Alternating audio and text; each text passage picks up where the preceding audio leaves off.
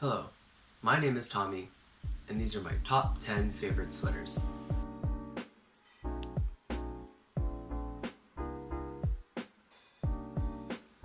Starting in no particular order, this is my mock neck button-down maroon sweater from Chaps. Like almost all the other sweaters on this list, this sweater was thrifted. Sweaters are probably one of the easiest items to thrift because of their loose, forgiving fit.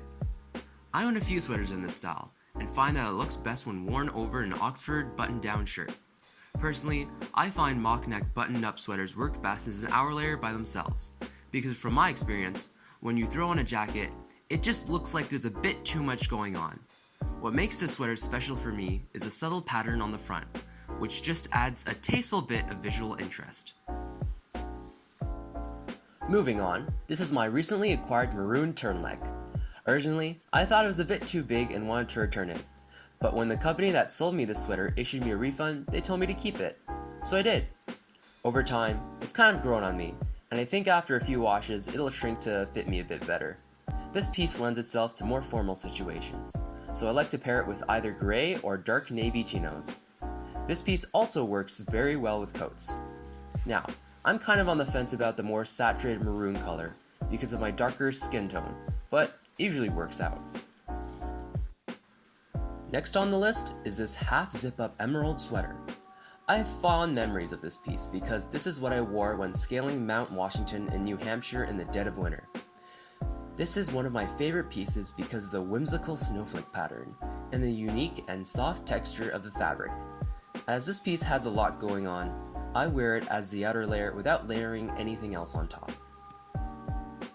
Here's another recent pickup, a two-tone beige sweater from Patagonia that I got from Poshmark. It's size extra small, but it's still very roomy in the chest and in the sleeves. It's the most expensive sweater that I own, but also the most cozy. It lends itself to a very casual, laid-back kind of vibe, and feels most at home with a nice pair of jeans. For me, it's the details that make this sweater. The cinched wrists and waist, the snapping front buttons, the subtle logo and breast pocket. I can tell that a lot of thought has been put into the design of this garment. The fabric is a synthetic fleece called chinchilla, and is very soft to the touch. Now, I know Patagonia sweaters are typically associated with frats, but I think the more understated pattern removes itself from that connotation. Sticking with beige, we have here my cream-colored crew neck sweater. If you look closely, you can actually see that it is white mixed with the darker beige.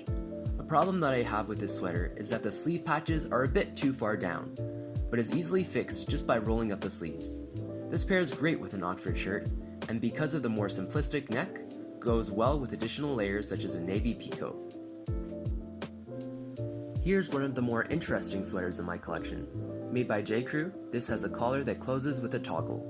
I think that this piece is perfect to add a bit of interest into an otherwise put together but boring outfit. This sweater pairs perfectly with a pair of green joggers, which creates a very earth tone and pleasing look. Now, this is an off-white turtleneck sweater. It's a bit short for me, so I think this might have been a woman's sweater. But hey, it fits me pretty well. Like the burgundy turtleneck, this piece lends itself to more sophisticated outfits. And one of the most classic and elegant outfits you can put together is by wearing this piece underneath a navy peacoat. Next, for a more casual look that I've worn pretty often recently around the house, I have a plain green hoodie. I usually don't like lighter and more saturated colors, but for lounging around the house, it'll do. I like it because it's simple and clean, and does everything the hoodie should do. I prefer pullover hoodies to zip-ups because I just don't like how it looks, and the zipper always leaves the smell of metal on my fingertips. Now, here's the only cardigan I own in my closet. It's a rather saturated blue, but not so much that it's distracting. I find it comfortable and looks good. I would prefer pockets, although that's something I can deal with. I've tried on slimmer cardigans before, but they are always either too baggy or too tight, and you can see all the wrinkles and buttons underneath the fabric. Also, the goal of a cardigan should be to keep you warm, right? Now, admittedly, the last sweater is a bit outside my comfort zone. It's an oversized fleece zip-up sweater from The Gap. Now, I think it's very easy when wearing oversized clothing to come off as sloppy or like you don't know what you're doing. So whenever I put this on, I roll up the sleeves and tuck the ends into my pants. I think this makes for a very relaxed and playful look. Alright, that was a quick rundown of my top 10 favorite sweaters. I hope you enjoyed the video. Which sweaters are your favorite? Do you have any sweaters that you love that you think I'm missing from my collection? Let me know in the comments down below.